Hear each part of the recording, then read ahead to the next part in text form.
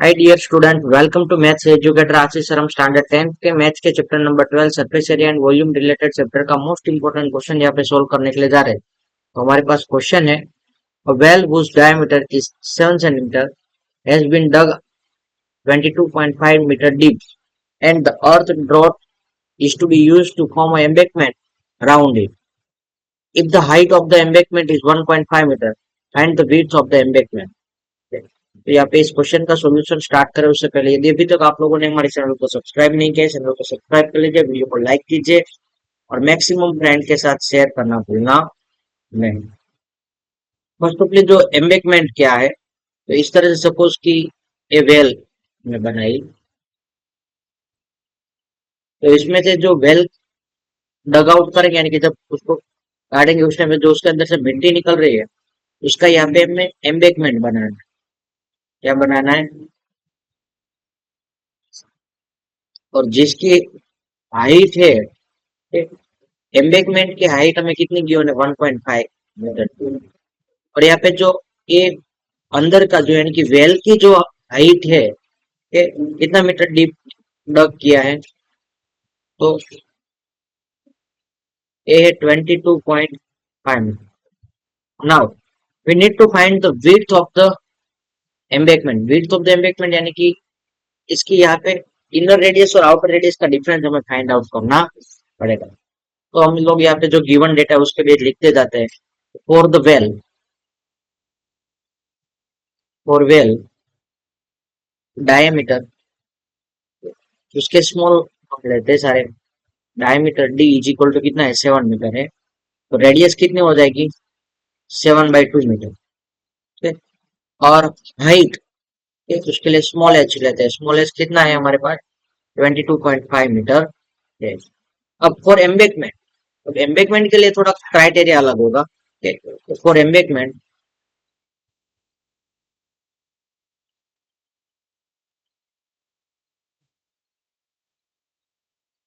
Embankment के लिए जो इनर रेडियस है वो वेल की रेडियस है वो ही रहेगी।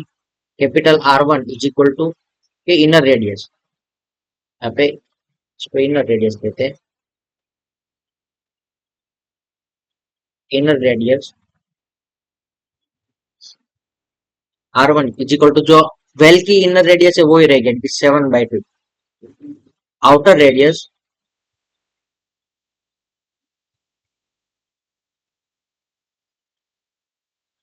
R2 को, R2 हमें फाइंड आउट करना पड़ेगा।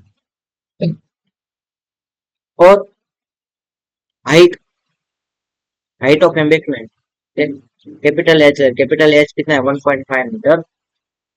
नाउ जितनी भी मिट्टी वेल में से निकालेंगे वो मिट्टी सारी एम्बेकमेंट में कन्वर्ट हो जाएगी। तो यहाँ पे volume of embankment,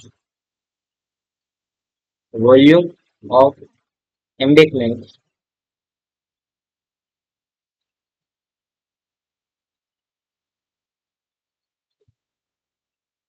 is equal to volume of well, volume of well.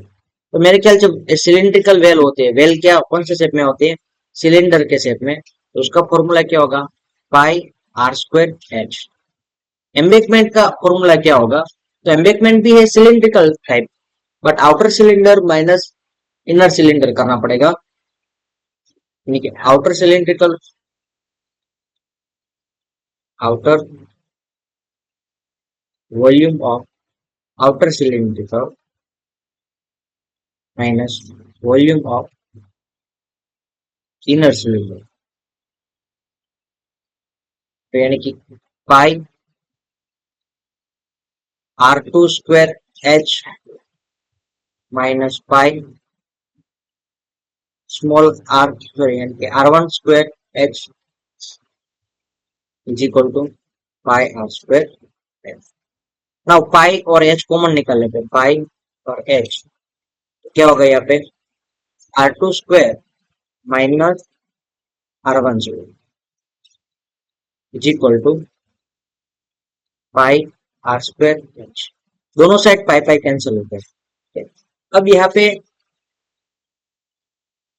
हम लोगों को जो फाइंड आउट करने का रहेगा उसके बेस यहाँ पे वैल्यू अब सारी पुट करते जाते हैं।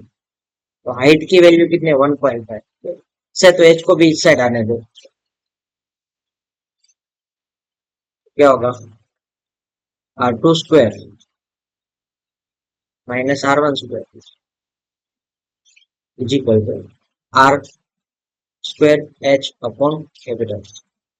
अब सारी कैलकुलेशन लिखते जाते हैं। तो यहाँ पे पिक्चर अभी हमें कोई जरूरत नहीं है, थोड़ा यहाँ पे ये हटा देते हैं।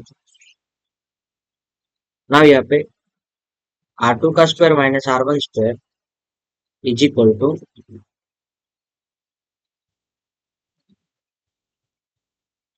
स्मॉल आर यानी कि 7/2। एच स्मॉल एच कितना है 22.5 यानी कि हम लोग उसको 22 जाए यानी कि 45 अपॉन 2 लिखते हैं। राइट, 40 पहले तो रेडियस का स्क्वायर है इसलिए 7/2 दो बार लिखना पड़ेगा हमें। 7/2 इंटू एच, एच यानी कि 22.5 यानी कि क्या होगा 45/2, तो उसको भी 45/2। और हाइट हाइट हमें कितनी की 1.5। तो एक काम करो, इसको 22 एज इट इज रहने दो। ठीक, 22.5, यहाँ पे भी नीचे 1.5। पॉइंट के बाद दोनों में एक एक डिजिट है तो वो कैंसिल कर, पॉइंट नहीं आएगी। यहाँ पे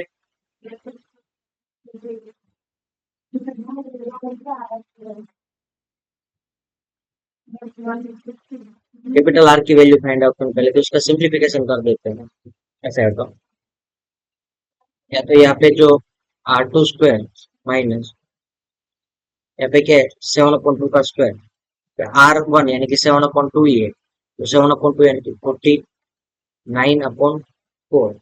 और यहाँ पे इन दोनों का मल्टीप्लीकेशन यानी कि 225 यानी कि क्या होता है 15 का स्क्वायर होता है।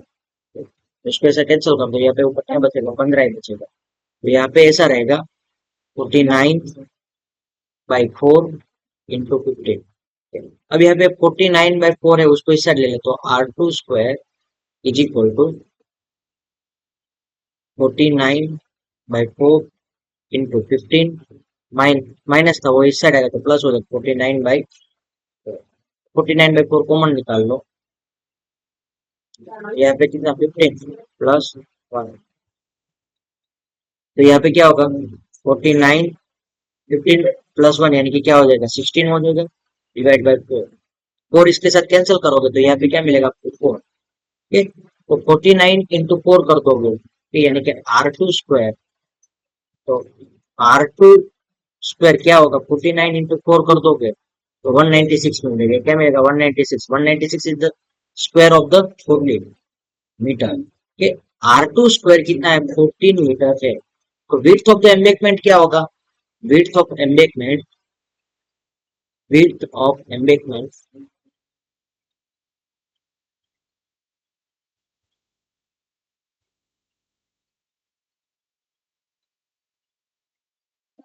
Is equal to R2 minus R1।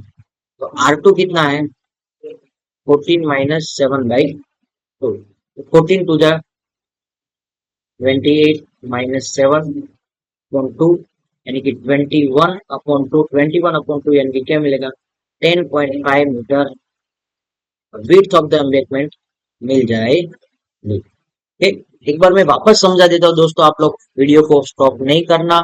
ठीक, यहाँ पे मैं विड्थ ऑफ द एम्बैंकमेंट कितनी मिले 10.5 मिले, तो फर्स्ट प्रॉब्ली वापस एक बार देख लेते हैं।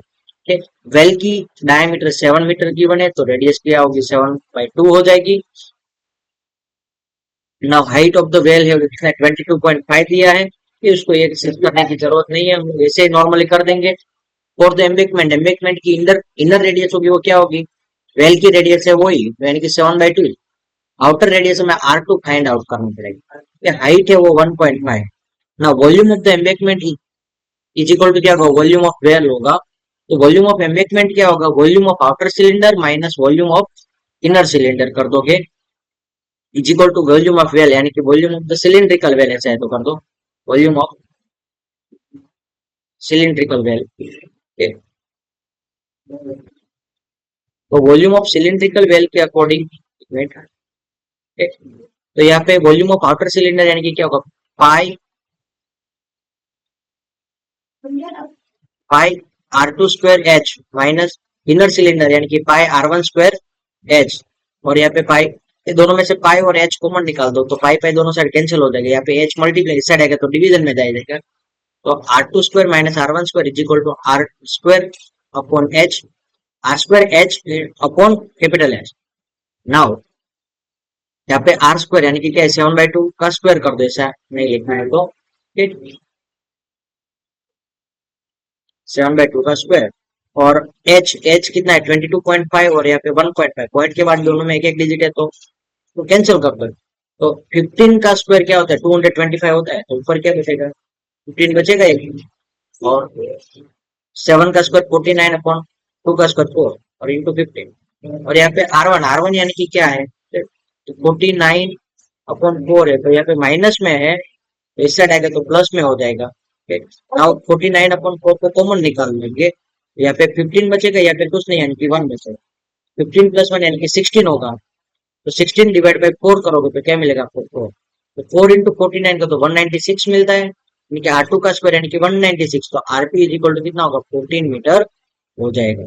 ना विड्थ ऑफ द एम्बैंकमेंट यानी कि R2 माइनस R1 होता है, तो R2 यानी कि 14 माइनस 7/2 करेंगे तो 20, यहाँ पे एलसीएम लेंगे, 14 to the 28 minus 7, 28 minus 7 into 21/2, 21/2 into 10.5 metre आपको विड्थ ऑफ द एम्बैंकमेंट मिले। आई होप कि आप लोगों को समझ में आया होगा। Thank you student watching for my videos, have a nice day.